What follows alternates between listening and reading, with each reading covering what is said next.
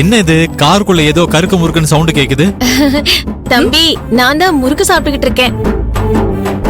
அண்ணி, எனக்கும் லைட்டா பசிக்கிற மாதிரி தான் இருக்கு. ஏதாவது இருக்கா?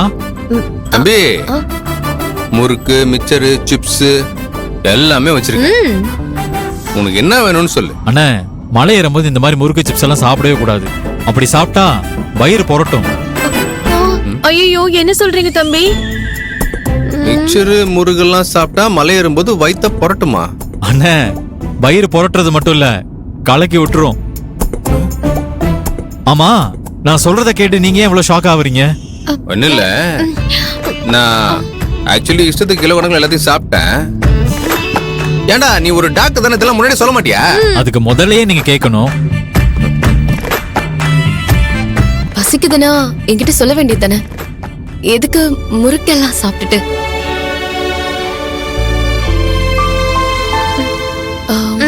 என்ன மதி, பண்றது? இந்த ஆப்பிள கட் பண்ணி ஆதிக்கு கொடு. குடு, அவனுக்கு முதல்ல கட் பண்ணி கொடு. இல்லனா பசியில தப்பு தப்பாவோ எக்கு தப்பாவோ ஓட்டுவான் அவன். நீங்க ஏங்க இப்படி அபசகுணமா பேசுறீங்க? வீட்ல தான் வந்துட்டு எப்ப பார்த்தாலும் வந்துட்டு கண்ட்ரோல் கண்ட்ரோல்னு அம்மா பண்ணிட்டு இருப்பாங்க. வெளிய வந்து கூட என்ன ஃப்ரீயா பேச விட மாட்டீங்களா? என்ன வேணா பேசுங்க, என்ன ஆளை விடுங்க. என்ன பண்ற, கட் பண்றியா இல்லையா? கட் பண்ணிட்டு தாங்க இருக்கான். இந்த ஆதி, மதி, கார் ஓட்டும் போது இப்படி சாப்பிட கொடுத்தா தம்பி அப்புறம் எப்படி கார் ஓட்டும்? நீ அவனோட பொண்டாட்டி தானே? அவனுக்கு உன் கையால ஊட்டி விடலாம்ல. சீதா கரெக்டா தான் கேக்குற. நீயே ஊட்டி விடு, அப்பதான் என் தம்பி கரெக்டா கார் ஓட்டுவான். உன் வாழ்க்கையே நல்லபடியா ஓடும். மதி, எதுக்கு தயங்குற? அவரு சொல்றது நியாயம் தானே? உன் புருஷனுக்கு நீயே ஊட்டி விடு.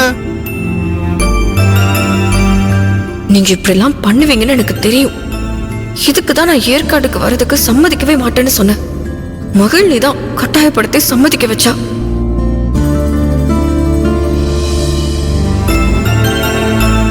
என்ன யோசனை, கட் பண்ணி ஊட்டி விடு. கல்யாணம் இத்தனை நாள் ஆச்சு, இதெல்லாம் சொல்லி விட வேண்டியதா இருக்கு. சாப்பிடுற? பரவாயில்ல மதி, நானே சாப்பிட்டுக்கிறேன். இது ஆவறது இல்லடா, இது ஆவறதே இல்ல. ஐயோ, சரி செல்வம், நல்லா சரி. ஏங்கா இப்படி பேசுற?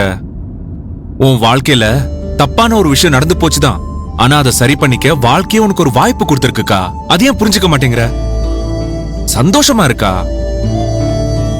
பழசையும் நினைச்சு மனசை போட்டு நீங்க குழப்பிக்காதீங்க அண்ணே. புது இடத்துக்கு வந்திருக்கோம். எல்லாத்தையும் மறந்துட்டு புதுசா ஒரு லைஃப ஸ்டார்ட் பண்ணணும். அத பத்தி மட்டும் யோசிங்க. நீ மட்டும் பேசாத மகா. தலைவலியும் காய்ச்சலும் தனக்கு வந்தாதான் தெரியும். உனக்கு என் தம்பி மாதிரி நல்ல புருஷன் கிடைச்சிட்டான். நீ இதுவும் பேசுவ, இதுக்கு மேலயும் பேசுவ. ஆனா எனக்கு உன் அண்ணன் மாதிரி ஒரு ஃப்ராட் தானே கிடைச்சிருக்கான். கா, என்னக்கா இப்படி சொல்ற? ஜீவா தான் இப்ப முன்ன மாதிரி இல்லையே. சொல்ல போனா அவர் வந்ததுக்கு அப்புறம் தான் நம்ம கார்மெண்ட்ஸ்ல ஆர்டர் மேல ஆர்டர் குவியுது. நீ அதை கவனிச்சியா இல்லையா? ஜீவா ராசியான ஆளுக்கா? கார்மெண்ட்ஸ் அவனோட தங்கச்சியோடது, ராசியா தான் இருக்கும்.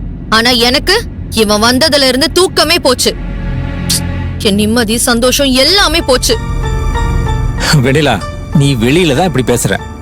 ஆனா ஒரு விஷயத்தை நல்லா யோசிச்சு பாரு.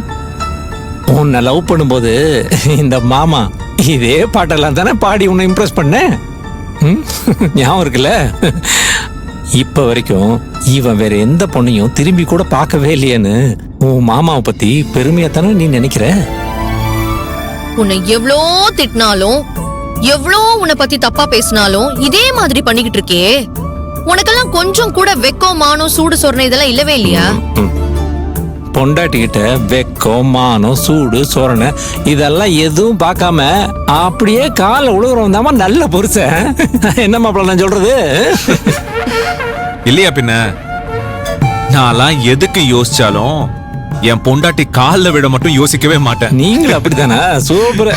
எல்லாரும் அப்படிதான். அதுதான் ஒரு சிறந்த ஆம்பளைக்கு அடையாளம்.